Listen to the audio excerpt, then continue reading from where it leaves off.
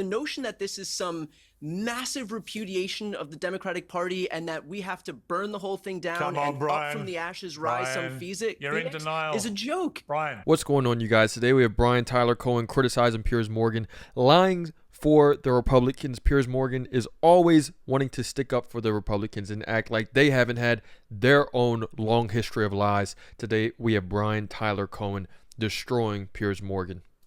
And Republican wolf's clothing. Is it interesting to you, as it is to me, that people like Joe Rogan, Elon Musk, Robert Kennedy Jr., all these guys, Tulsi Gabbard, they all used to be basically Democrats, and they felt forced to move to the Republicans because they just think this woke mind virus that Musk, I think, quite accurately calls it, has made the left too bonkers for them. I agree with everything you said, but I think you left out one key component.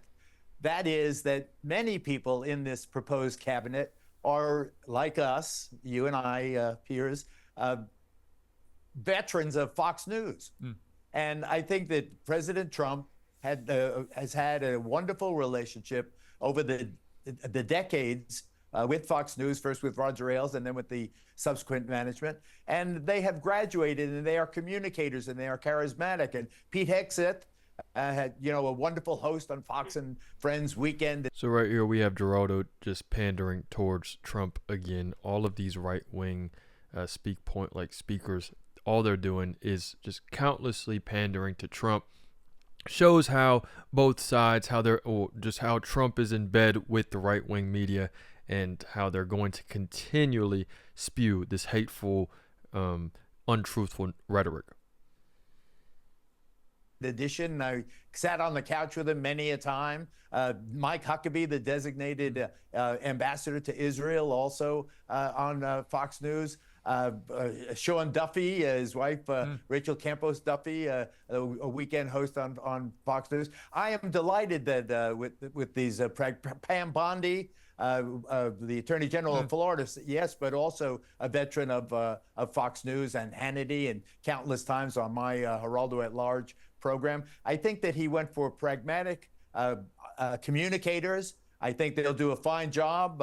Whatever you think of their underlying politics, that doesn't interest me. And in this regard, I care that Major Pete Hegseth can, although he faces a steep learning curve, be an excellent defense secretary. He gets it. He's also a wonderful, eloquent, and effective veterans advocate. Right. Pete gets it. Yeah. I think that Pam and Pete are two excellent examples. Mehmet Oz, Dr. Oz. Yeah. Well, they're very, I think the point is that they're all quite different, I think, to the normal kind of appointees. And Brian, I've just written a column today for the New York Post about... Yeah, they're all different. They're all in Trump's pocket. That's great.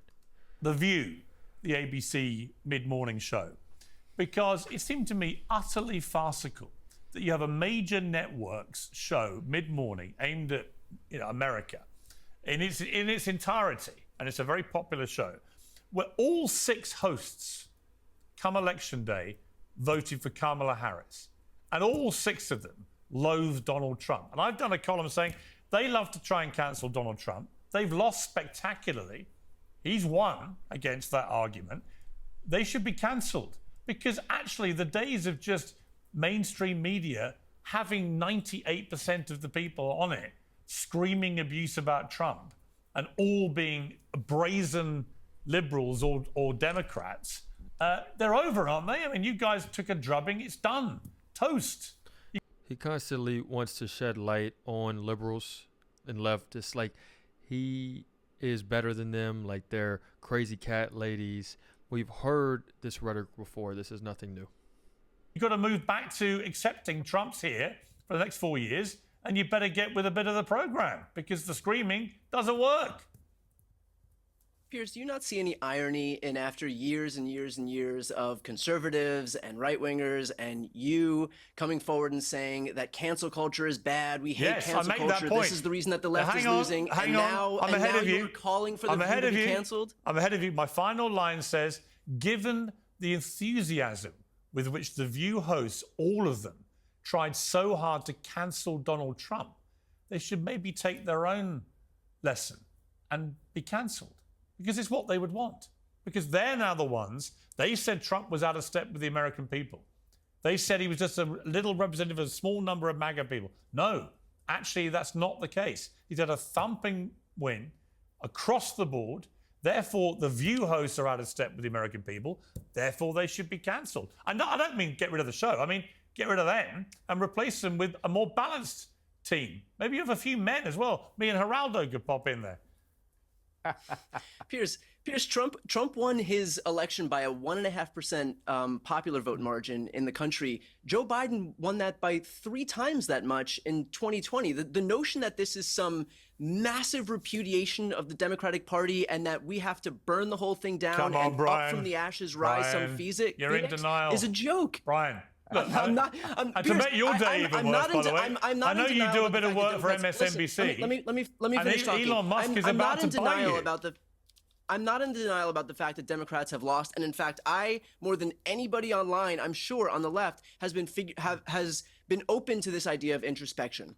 What Democrats can do moving forward. But the notion that all of a sudden the Democratic Party is irrelevant when a couple million more people for the second time in this century voted for Republicans in the popular vote over the Democrats. Come on, Brian. Is a If joke, I said Piers. to you 2 years ago, Here we have Piers Morgan again, sort of wanting to rewrite history, saying that only half of Americans matter, that all of America voted for Trump, that all of Americans want Trump. Yep, we hear the same story over and over again. Thank you, Brian Tyler Cohen, for being the voice of the select few. Comment below what you guys think about this, and I'll see you tomorrow.